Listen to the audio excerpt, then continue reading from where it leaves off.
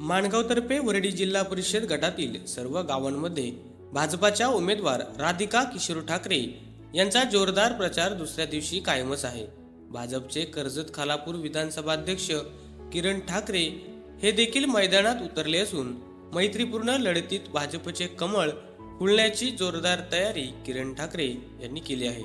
सोबतच नेरळ मंडल उपाध्यक्ष असलेले किशोर ठाकरे हे देखील आपल्या कार्यकर्त्यांसोबत संपूर्ण गावोगावात जाऊन प्रचारात सहभागी झालेत। या निवडणुकीत पहिल्यांदाच भाजपाला संधी मिळाल्याने या संधीचं सोनं करून सर्व कार्यकर्ते राधिका ठाकरे यांच्या विजयासाठी ताकद लावतील असा विश्वास किशोर ठाकरे यांनी व्यक्त केला आहे। तसेच जनतेचा आशीर्वाद आतापर्यंत सोबत असून यापुढे देखील जनसेवेची संधी मिळेल आणि माणगावतर्फे वरडी जिल्हा परिषद गटामध्ये भाजपचं कमल फुलेल असा विश्वास किशोर ठाकरे यांनी व्यक्त केला आहे।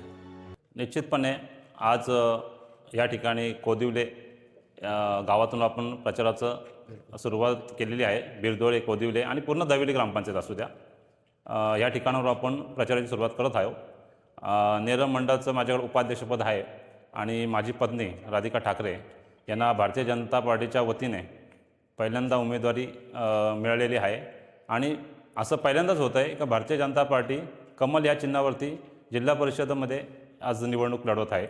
तर निश्चितपणे चांगल्या पद्धतीचा प्रतिसाद या ठिकाणी नागरिकांकडून आणि संपूर्ण माझे जे कार्यकर्ते आहेत यांची जी मेहनत आहे आणि संपूर्ण आमची जी टीम आहे ज्या पद्धतीत काम करते, तर आम्हाला खात्री आहे का 100% या ठिकाणी आमचा विजय होईल। खरं आहे, कारण गेले अनेक वर्ष सातत्याने आपण जर पाहत असेल तर राष्ट्रवादी काँग्रेस पार्टी असू द्या किंवा शिवसेना असू द्या, हे सातत्याने सत्तेमध्ये राहिलेले आहेत, पण भारतीय जनता पार्टीला कधी संधी मिळालीच नाही। पहिल्यांदा असं होतं आहे का भारतीय जनता पार्टीला इतक्या मोठ्या प्रमाणामध्ये आज संधी पक्षाने उपलब्ध करून दिलेली आहे। त्यामुळे आमचे जे सर्वोच्च नेते आहेत, नरेंद्र मोदी साहेब असतील किंवा देवेंद्र फडणवीस साहेब असतील, यांचा आम्हाला मोठ्या प्रमाणात त्यांचे आशीर्वाद आम्हाला मिळतात आणि ज्या पद्धतीत सरकार केंद्रातलं असो किंवा राज्यातलं असो ज्या पद्धतीने काम करत आहे आणि तशीच अपेक्षा लोकांच्या किंवा जनतेच्या मनात आहे का तशा पद्धतीचं काम जे राज्यामध्ये चालू आहे, जे फडणवीस साहेबांचं सरकार करत आहे, तसंच काम आपल्या ह्या जिल्हा परिषदेच्या माध्यमातून सुद्धा झालं पाहिजे। त्याचप्रमाणे काम आम्ही करण्याचा या ठिकाणी प्रयत्न करत आहोत।